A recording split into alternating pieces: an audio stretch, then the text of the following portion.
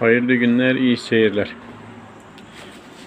Evimizin balkonunda bir açık yer vardı. Bura bayağı bir cereyan yapıyordu. Arkasını şeffaf olan o çatı saclarıyla kapattık. Sonra da bura nasıl güzel görünür diye ne yapabiliriz buraya? Şömine düşündük. Tabii biz baca falan bırakmadığımız için şöminemizi o şekil yapamadık. Gerçek şömine.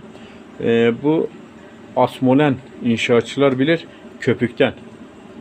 Strafor köpükten, Asmolen'den. Bu 20'ye 50 Asmolenlerden bir şömine yaptık buraya. Şimdi size böyle göstereyim. Biz bunu böyle bıçakla, maket bıçağıyla kesip böyle çizdik. Kesimini yaptık. Buraları boşalttık. Sonra kalekimi sulandırıp fırçayla vurduk. Arkasını görüyorsunuz, böyle dış cephe duvar kaplama gibi olmuş.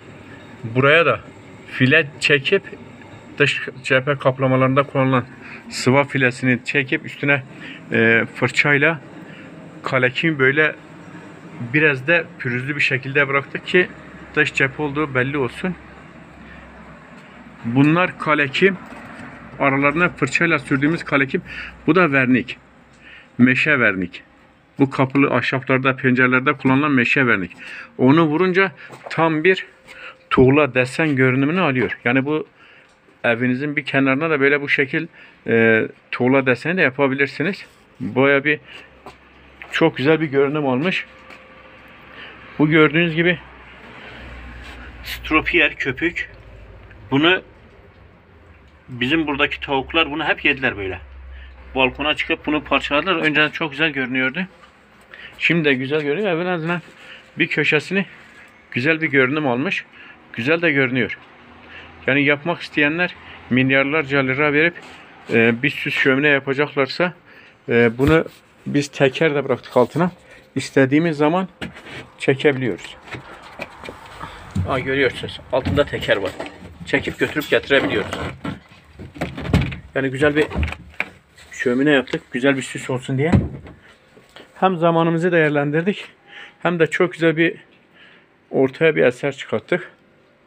Siz de böyle boş zamanlarınızda stropiyerden bir desenli şömine yapabilirsiniz. Bu Asmolen 20'ye 50 Asmolen, 15'e 50 de kullanabilirsiniz. O daha ince, daha güzel oluyor.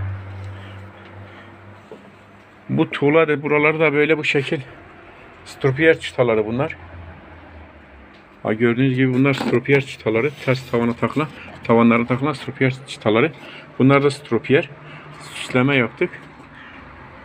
Bu tuğla desenini yapıp evinizin bir köşesini de süsleme imkanınız var. Çok güzel oluyor. Hem de basit. Bu 5 santimlik stropiyeri de yapabilirsiniz, değerlendirebilirsiniz. Çok güzel bir köşe süslemesi olabilir. Hayırlı seyirler. Yapanlara şimdiden kolaylıklar diliyoruz.